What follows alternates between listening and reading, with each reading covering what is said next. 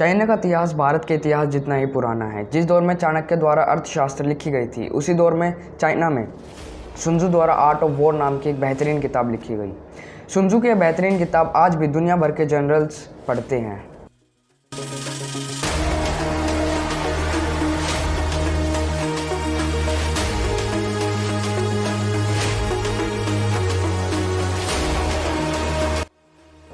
कई हज़ारों सालों तक चीन बाहरी दुनिया के लिए अपने दरवाजे बंद रखता था। चीन के सिल्क ट्रेडर्स द्वारा ग्रैंड सिल्क रूट बनाया गया था, जो चीन से यूरोप को कनेक्ट करता था, जिसे आज का कम्युनिस्ट चाइना रिवाइव कर रहा है। ग्लोबल ट्रेड में कई सदियों तक चीन भारत के बाद दूसरे नंबर पर रहा।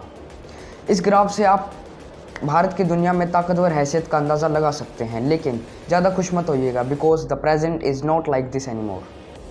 अब हम थोड़ा फास्ट फॉरवर्ड करके 1850 में आ जाते हैं। इस वक्त सन 1850 में चिंग डायनेस्टी का राज था। चिंग डायनेस्टी के दौरान चीन में असमानता बहुत ज़्यादा बढ़ गई थी। किसानों से हद से ज़्यादा रेंट वसूला जाता था, बहुत ज़्यादा इंटरेस्ट रेट पर लोन दिया जाता था और लोन ना चुकाने पर ज़मीन हड़पना आम बात थी। हद से ज़्यादा टैक्स लगाने के कारण सरपंच और ज़मींदारों के हाथ में कंसंट्रेशन ऑफ वेल्थ हो गया था। इसका अंदाज़ा आप इस बात से लगा सकते हैं कि चाइना में 10% किसानों के पास चाइना की 70% ज़मीन थी। हालांकि चीनी जनता के साथ हो रहे इस बुरे बर्ताव के पीछे वहाँ के राजा का हाथ नहीं, बल्कि इसके पीछे यूरोपियन ताकतें थी, जिन्होंने चीन को 2 अफीम युद्ध करके हरा दिया था और ना सिर्फ हांगकांग छीन लिया, बल्कि मुआवजे में चीन से भारी रकम भी ली, जिसकी वजह से चीनी राजा को लोगों पर ज़्यादा टैक्स लगाने पड़े। For those who don't know कि अफीम युद्ध क्या है, let me tell you in briefly. अंग्रेज़ भारत से सस्ते दामों पर अफीम उगवाते थे और चाइना में ले जाकर बेचते थे। इससे चीनी लोग अफीम के आदी हो गए, जिससे परेशान होकर चीनी राजा ने अंग्रेज़ों के अफीम व्यापार को रोक दिया और इससे परेशान होकर अंग्रेज़ों ने चीन से युद्ध किया, जिसमें चाइना हार गया। और इसी वजह से 1899 में चीन में बॉक्सर रेबेलियन भी हुआ। बॉक्सर रेबेलियन 1857 की क्रांति से प्रभावित था। Boxer rebellion anti imperialist, anti foreigner और एंटी क्रिश्चियन था। इस रेबेलियन में एक तरफ यूरोपियन ताकतें थी और दूसरी तरफ चीनी राजा छिपकर चीनी जनता का समर्थन कर रहे थे।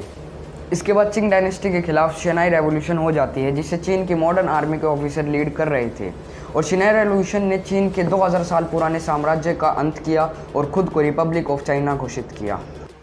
1918 में वर्ल्ड वॉर 1 और रशिया में कम्युनिस्टों द्वारा अक्टूबर रेवोल्यूशन लाने के बाद चीन में भी मजदूरों द्वारा विरोध प्रदर्शन शुरू कर दिए गए थे। मजदूर खुद के लिए बेहतर वेजेस मांग रहे थे। अकेले शंघाई शहर में 1919 से 1923 में 450 स्ट्राइक्स हुई थी और इन्हीं हड़तालों का फ़ायदा माओ जेडोंग ने 1921 में कम्युनिस्ट पार्टी ऑफ चाइना की स्थापना करके लिया। लेकिन शुरुआत में कम्युनिस्ट पार्टी को कोई बड़ी कामयाबी हासिल नहीं हुई, क्योंकि आर्थिक कमजोरी कोई बड़ा कारण नहीं बनी सरकार के प्रति रिवोल्ट करने का। कम्युनिस्ट पार्टी ऑफ चाइना और चाइनीज नेशनलिस्ट पार्टी ने मिलकर सरकार बना ली थी, लेकिन करीब 2 से 3 साल बाद 1927 में यह गठबंधन टूट गया। इसके बाद चिंग काई शेक की लीडरशिप में कम्युनिस्ट वर्कर्स को दौड़ा कर मारा गया, जिससे कम्युनिस्ट पार्टी वर्कर्स ने शहर छोड़कर गांव में अपना बेस बना लिया। लेकिन एक बड़ी घटना 1939 में घटी, जब जापान ने चीन के मंचूरिया, जी हाँ आपके वाला मंचूरिया पर कब्जा करने के लिए चीन पर हमला बोल दिया और वर्ल्ड वॉर 2 की शुरुआत कर दी। दोस्तों, जापान ने चीन पर हमला कुछ बड़े कारणों की वजह से किया था, जिसकी एक वजह है कि जापान की ज़मीन को लेकर भूख। जापान एक छोटा सा आइलैंड कंट्री होने के नाते काफ़ी छोटा है और लगातार भूकंप से जूझता रहता है, और जापान में चावल की खेती के अलावा कुछ और उगता भी नहीं है। इसलिए जापान को उपजाऊ ज़मीन की बहुत ज़रूरत थी और इस सोच के साथ जापान के आर्मी जनरल तोजो ने चीन पर हमला बोल दिया। और उस जनरल तोजो ने जापान को यह कहकर उकसाया कि चीन के लोग गलत बुद्धिज़्म को मानते हैं और मॉरली करप्ट हो चुके हैं। दोस्तों, उस वक्त जापान को आज का जापान समझने की भूल मत करना, क्योंकि वह जापान क्रुएलिटी में जर्मनी का भी बाप था। जापान के इस हमले ने चीनियों को एक कर दिया और चीन में नेशनलिज्म की भावना उभर कर आई, और इस हमले ने कमज़ोर हो चुकी कम्युनिस्ट पार्टी में एक नई जान फूंक दी। 1945 में जापान के वर्ल्ड वॉर 2 हार जाने के बाद चीन आज़ाद हो गया और अमेरिका की मदद से नेशनलिस्ट पार्टी ऑफ चाइना के कंट्रोल में आ गया। नेशनलिस्ट पार्टी के पास मॉडर्नाइज्ड आर्मी और बेहतरीन हथियार थे, लेकिन उसके कुछ बेहतरीन सिपाही जापान से लड़ते हुए मारे जा चुके थे।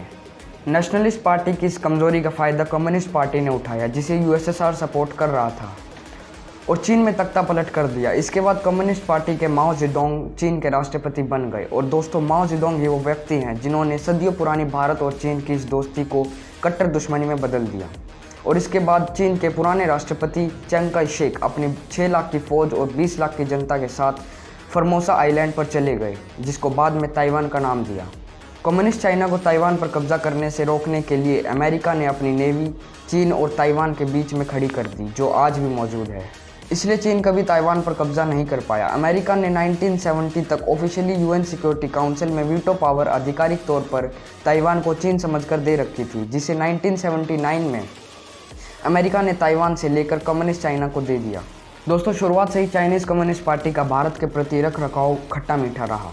पंडित नेहरू माओ जेडोंग को दोस्त और चीन को भाई मानते थे। चीन की हर हरकत को बिना हिचक के स्वीकार कर लेते थे। जैसे माओ जेडोंग ने 1959 में तिब्बत पर कब्जा कर लिया और भारत ने पूरी दुनिया के उलट जाकर तिब्बत को चीन का हिस्सा मान लिया, और जिसका खामियाजा हम आज भुगत रहे हैं। भारत की इस चाटुकारिता को देखकर चीन के हौसले बुलंद हो गए और उसने 1960 में एक नया नक्शा जारी किया, जिसमें उसने तिब्बत समेत पूरे लद्दाख और अरुणाचल प्रदेश को भी चीन का हिस्सा बता दिया।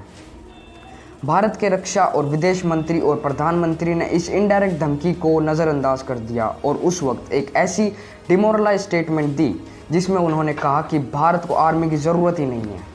और इस बयान ने सेना का मनोबल नीचा और चीन का हौसला ऊंचा कर दिया, और फिर वह हुआ जिसका शायद आज तक हम भारतीयों को अफसोस और गर्व है। अफसोस भारत की हार का और गर्व भारतीय सेना के हौसले का, जिसके खून से हिमालय पर वीरता की एक इबारत लिख दी है। और शायद इसी मूर्खतापूर्ण हार ने हमारे प्रधानमंत्री पंडित नेहरू की भी जान ले ली थी। वह मरते दम तक अपनी इस गलती की हार से उभर नहीं पाए।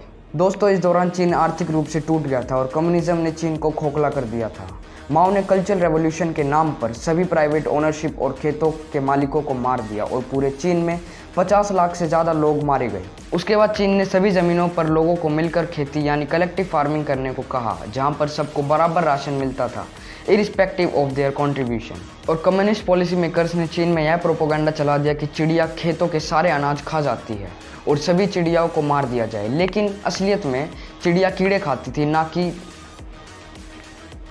अनाज। अब चिड़िया ख़त्म हो जाने के बाद सभी कीड़ों ने फसलें खराब कर दी, जिससे 2 करोड़ लोग भुखमरी से मारे गए। फिर इस भुखमरी से लड़ने के लिए चीन ने लोगों को सांप, बिच्छू, कॉकरोच, बैट्स यानी बग्स खाने को कहा, जो आज लोगों की ज़रूरत बन गई है। और इसी वजह से ढेरों बीमारियां फैलती हैं और कोरोना वायरस भी इसी वजह से फैला है। We have made a video on this issue. To watch this video click on the card above. और फिर माओ के मर जाने के बाद चीन के राष्ट्रपति बने डेंग जियोपिंग, जिन्होंने चीन की इकोनॉमिक कम्युनिज्म से इकोनॉमिक कैपिटलिज्म की तरफ ले जाने का फैसला किया और अमेरिका को चीन में फैक्ट्रीज लगाने का न्योता दिया। यह सब 1979 में हो रहा था और इसी दौरान वहाँ पर 1 चाइल्ड पॉलिसी भी लागू हुई, वहाँ की जनसंख्या को रोकने के लिए। दोस्तों, भारत ने भी अमेरिका के सामने घुटने टेके थे 1991 में, लेकिन हम चीन से 10 साल पीछे रह गए, क्योंकि चीन ने 1979 में यह कबाड़ करना शुरू कर दिया था। और चीन चूँकि एक डिक्टेटरशिप है, इसलिए वो इन रिफॉर्म्स को बेहद सख्ती और जल्दी इम्प्लीमेंट कर पाया।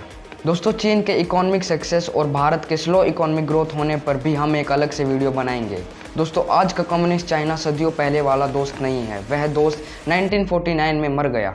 आज का कम्युनिस्ट चाइना एक बहुत ही शातिर और चालाक देश है, जिसकी आंखों में भारत रड़कता है।